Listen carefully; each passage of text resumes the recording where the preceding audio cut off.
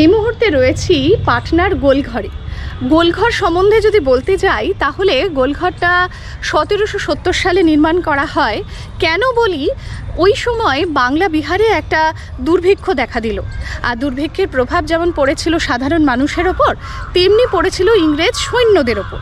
আর ইংরেজ সৈন্যদের ওপর এই প্রভাব পড়ার সঙ্গে সঙ্গেই জেনারেল গভর্নর ওয়ারেন হেস্টিংস সিদ্ধান্ত নিলেন যে খাদ্য মজুত রাখার একটা ব্যবস্থা করতে হবে, যাতে ভবিষ্যতে এরকম আকালের মুখে পড়লে কোনো একটা ব্যবস্থা যেন হয়, ইংরেজ সেনারা না খেয়ে থাকতে না হয় তাদের।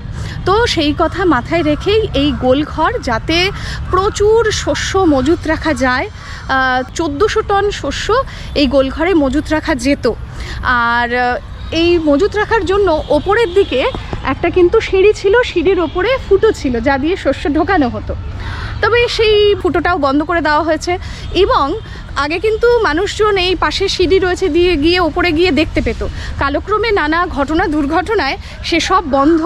এখন কিন্তু গোলঘরের সাইডে এই যে পুরো একেবারে পাকাপাকি বন্ধ হয়ে গেছে, বন্ধ করে দেওয়া হয়েছে, তালা ঝুলছে। তার কারণ সময় অসময় বিভিন্ন দুর্ঘটনা। তবে সেই সময় 1770 সালে শস্য মজুত রাখার জন্যই কিন্তু তৈরি হয়েছিল গোলঘর, যাতে ইংরেজ সেনারা কোনো আকালের মুখে না খেয়ে থাকতে না হয়।